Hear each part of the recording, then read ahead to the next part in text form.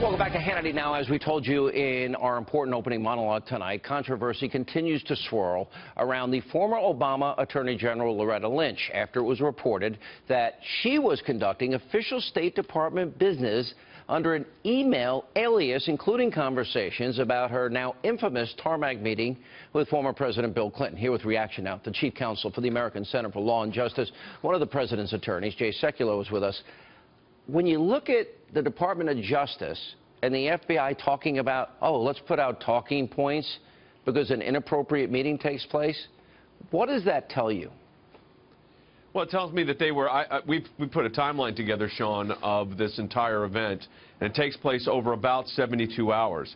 And the Department of Justice and then ultimately the FBI, including James Comey's chief of staff and senior counsel, all became involved in this, and they were in a bit of a panic mode on how to respond. They know that they were caught in what was clearly a not appropriate meeting. That was with Loretta Lynch, who's then the Attorney General, and then former President Bill Clinton, right before Secretary Clinton was about to be investigated, actually be interviewed. So this takes place immediately before then. It gets public, and they're trying to figure out how to respond. And what's interesting here is this reaches up to the Deputy Attorney General of the United States, the Chief of Staff for the FBI, the Attorney General of the United States, although in this email she goes by the name of Elizabeth Carlisle. That was her alias, if you will. She went by this name. For whatever reason, they decided to do it, but it's part of our request that we got out of the federal court. The Department of Justice was required to give us evidence related to it, documentation, and that was included in this. But what it tells you is when you go through the whole timeline here, you have, besides the fact that reporters are calling and they're trying to retweak stories, and you could tell just from the email traffic, these reporters didn't even want to do this story. They were being compelled to. Even if Fox News is covering it, they maybe won't have to. This is how they're sharing this back and forth. But at the end of the day, this goes right up to the Attorney General of the United States and, frankly, right at the doorstep of the FBI director. Yeah. Does this potentially expose its own version of collusion, that they're trying to cover up the fact that they were in the fix, if you will, for Hillary Clinton, and they didn't want it exposed, and add to that that it's not an investigation, it's a matter?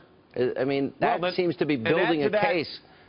Yeah, but add to that also, Sean, that the basis upon which James Comey said he went public was because of these meetings that we've got the documents on now. Yeah. That's the reason he said he made that public statement, because he said the integrity of the agency, the FBI, was put at risk, and the Department of Justice, by Loretta Lynch's action. But remember this, she never recused herself from the actual outcome of the proceeding. That was the irony of all this. But yeah, it points to a whole level of not only the attempt to craft a narrative.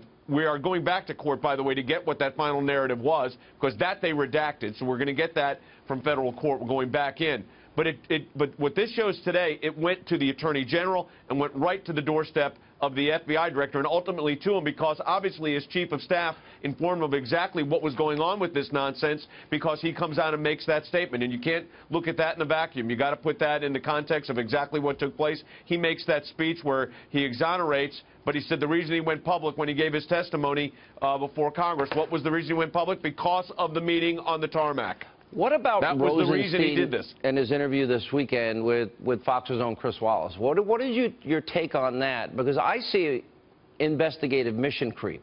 It's supposed to be about Russia. Now we're at finances. Now we're at obstruction. That then brings in a conflict with Rosenstein, doesn't it? Because he wrote the letter about Comey? I think, look, here's what happened. I think Rod Rosenstein appropriately stated that there's not going to be a fishing expedition. He said that twice in the course of the Chris Wallace interview. But it seems like there is one. To me, I won't let you weigh in on that, but because of your position. But he says that, but it seems to be going there. Well, you know, look, I mean, there's a specific mandate that is the basis upon which Bob Mueller can exercise his jurisdiction, so to speak. It's a specific mandate.